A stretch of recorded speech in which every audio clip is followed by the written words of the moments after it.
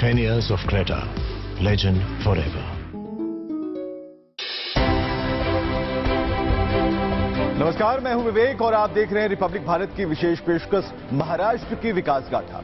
इस विशेष पेशकश में हम आपको दिखाएंगे महाराष्ट्र की वो बड़ी और महत्वपूर्ण खबरें जो सिर्फ न राज्य की दिशा बदल रही हैं बल्कि विकसित भारत के सपने को साकार करने में सहायक भी साबित हो रही हैं। तो चलिए शुरुआत करते हैं उन बड़ी खबरों से जो पिछले हफ्ते सुर्खियों में।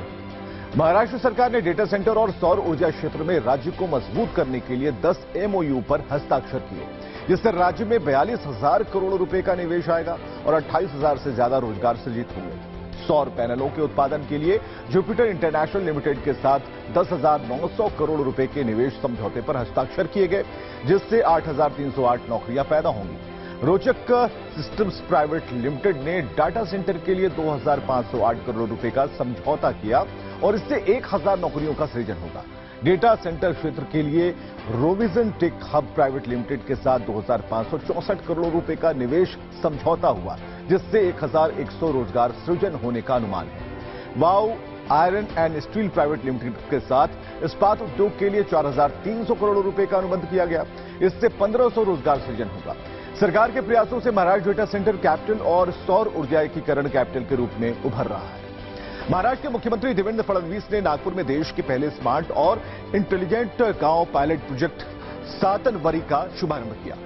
इस परियोजना की खासियत यह है कि अब तक यहां हमारी विशेष निर्भरता विदेशी तकनीक पर रही है।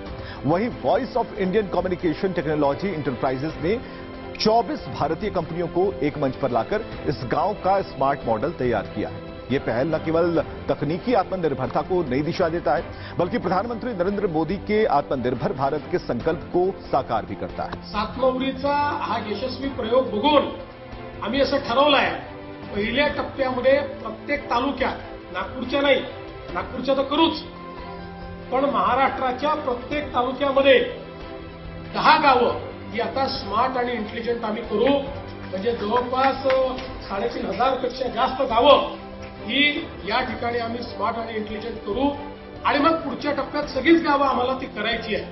मुख्यमंत्री देवेंद्र फडणवीस ने छत्रपति संभाजीनगर शहर जल आपूर्ति परियोजना के तहत 26 MLD क्षमता वाले जल शोधन संयंत्र और जल आपूर्ति पाइपलाइन का जल पूजन किया। ये महत्वाकांक्षी परियोजना 25 से 30 वर्षों तक अनुमानित जनसंख्या वृद्धि और जल आवश्यकता को पूरा करने में सहायक सिद्ध होगी। पहले चरण में 26 MLD पानी की आपूर्ति का कार्य पूरा हो चुका है। सरकार छत्रपति संभाजी शहर को आने वाले दिनों में 24x7 यानी कि 24 घंटे और 7 दिन निरंतर जल आपूर्ति भी उपलब्ध कराने की दिशा में तत्परता से कार्य भी कर रही है। पुणे में सावित्रीबाई फुले पुणे विश्वविद्यालय चौक औंध से शिवाजी नगर तक के इंटीग्रेटेड डबल डेकर फ्लाईओवर का उद्घाटन किया गया। यह परियोजना यूनिवर्सिटी चौक और गणेश खिंड रोड जैसे व्यस्त क्षेत्रों में भीड़भाड़ कम करने और ट्रैफिक को कम करने के उद्देश्य से विकसित की गई है। औंध से शिवाजी नगर की तरफ का हिस्सा पहले यातायात के लिए खोल दिया गया है। शिवाजी नगर और औंध की ओर की जो रैंप है वो पूरी तरह से हो चुकी है पूरी, जबकि बाड़ेर और बांसवाड़ा की तरफ से रैंप का काम अक्टूबर 2025 तक पूरा हो जाएगा। मुंबई के गोल्डमैन सैक्स के नए कार्यालय का उद्घाटन किया गया। इससे महाराष्ट्र की भूमिका देश के वित्तीय केंद्र के रूप में और भी अधिक मजबूत हुई। विश्व की अग्रणी वित्तीय संस्थाओं की उपलब्धि, राज्य के स्किल्ड वर्कफोर्स, स्ट्रांग मार्केट और इन्वेस्टमेंट फ्रेंडली एनवायरनमेंट का प्रमाण है। उप मुख्यमंत्री अजित पवार ने जलगांव छत्रपति संभाजी मार्ग पर स्थित चिंचोली शिवार में 66.27 एकड़ में बन रहे मेडिकल हब का निरीक्षण किया। उन्होंने सरकारी मेडिकल कॉलेज और 650 बिस्तरों वाले अस्पताल इमारत की समीक्षा की। कॉलेज के 3D डिजाइन का अवलोकन कर गुणवत्ता से संबंधित सुधारों के निर्देश अधिकारियों को दिए।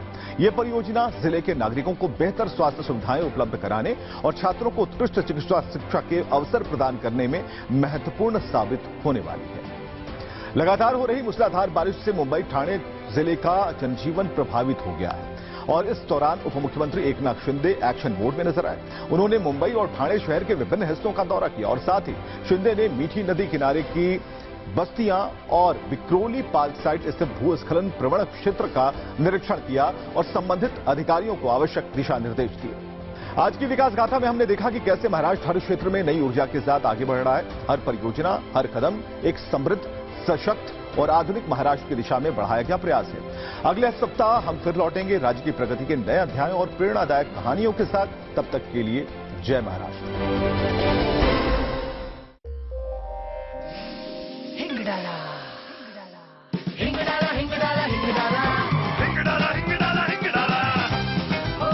दुनिया के चुनिंदा हिंग से बना हिंगराज, हिंग का राजा एवरेस्ट हिंगराज।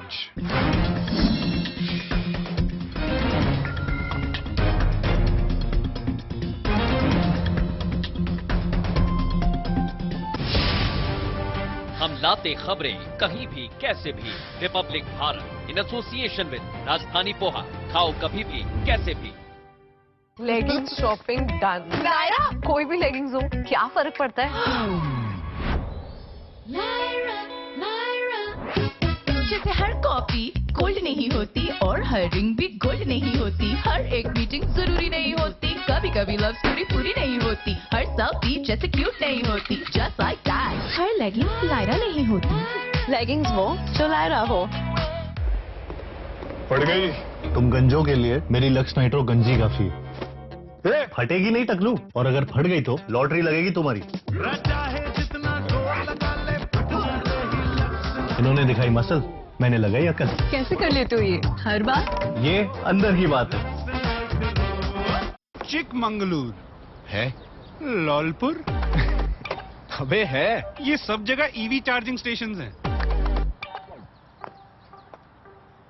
पिंपले सौदागर फंस गया शायद।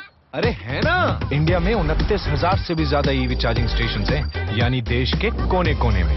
तो ईवी सही है।